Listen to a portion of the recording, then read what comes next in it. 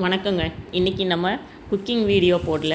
அதுக்கு பதிலாக இங்கே பாருங்கள், ஒரு குட்டியோண்டு கொய்யா செடியில் எவ்வளோ பெரிய கொய்யாக்காய் காய்ச்சிருக்குன்னு. இது 2வது கொய்யாக்காய். ஏற்கனவே ஒரு தடவை இதே மாதிரி கொய்யாக்காய் காய்ச்சதை நான் வீடியோ போட்டிருப்பேன். இங்கே பாருங்கள் எப்படி இருக்குது. அது தரையோடு போய் ஒட்டிக்கிச்சு, வெயிட் தாங்காமல். அதனால் நான் கவர் போட்டு மூடி வச்சுருந்தேன். நான் கவர் போட்டு மூடுறதுனால தான் இந்த மாதிரி பெரிய காயாக காய்க்குது அப்படின்னு எனக்கு தோணுது. ஏன்னா மற்றதெல்லாம் உதிர்ந்துருச்சுங்க. சின்ன சின்ன பிஞ்சுகள் இருந்தது, அதெல்லாம் உதிர்ந்துருச்சு. இது கட்டி வச்சதுனால அப்படியே இருக்குது. நல்லா பெருசாக காய்ச்சிருக்கு பார்த்திங்களா. நாங்களாம் சின்ன வயசில் எங்கள் தோட்டத்தில் பார்த்திங்கன்னா நிறையா காய்ச்சிருக்கும். இந்த மாதிரி கொய்யா, கமலா, ஆரஞ்சு, அவகேடோ, பப்பாளி இதெல்லாம் ஃப்ரெஷ்ஷாக பறித்து ஃப்ரெஷ்ஷாக அப்போவே சாப்பிடுவோம். இப்போ இந்த மாதிரி 1-2 காய்க்கிறத வச்சு சந்தோஷப்பட்டுக்க வேண்டியதாக இருக்குது. பாருங்கள், இதை நான் இப்போது இந்த மாதிரி க்ளீன் பண்ணிவிட்டு 2 பக்கமும் கட் பண்ணி எடுத்துக்க போகிறேன். நல்லா கத்தி வச்சு எடுத்துடலாம் கட் பண்ணி. அவகேடோலாம் அவ்வளோ இருக்குங்க.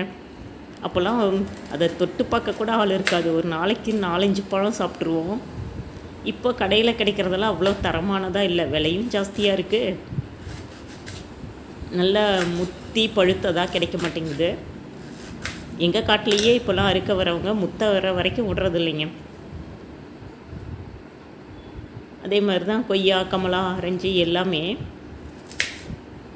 இருந்தாலும் வீட்லேயே இந்த மாதிரி பறித்து சாப்பிடும்போது அதோட டேஸ்ட்டே தனி தான். என்ன சொல்கிறீங்க?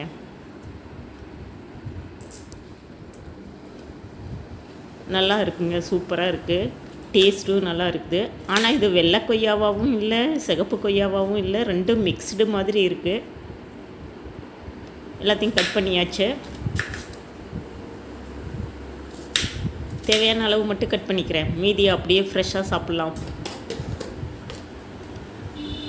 இப்போ இதில் கொஞ்சம் தேவையான அளவு லைட்டாக உப்பு சேர்த்துக்கலாம்.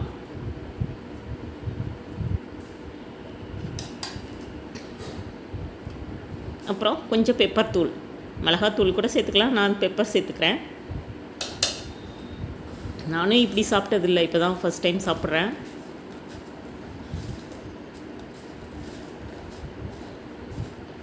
அவ்வளோதாங்க.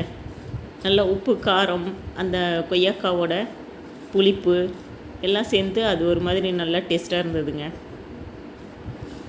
மீதி பாதியை ஃப்ரெஷ்ஷாக அப்படியே சாப்பிட்டுக்கலாம்.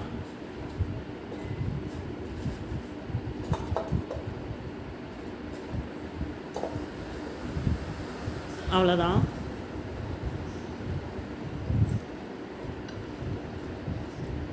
இப்போது இந்த வீடியோ உங்களுக்கு பிடிச்சிருந்ததுன்னா லைக் பண்ணுங்கள், ஷேர் பண்ணுங்கள், சப்ஸ்கிரைப் பண்ணுங்கள்.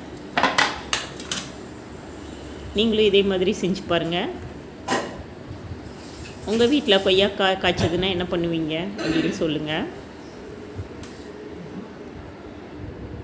அவ்வளோதாங்க, சூப்பராக இருக்குல்ல.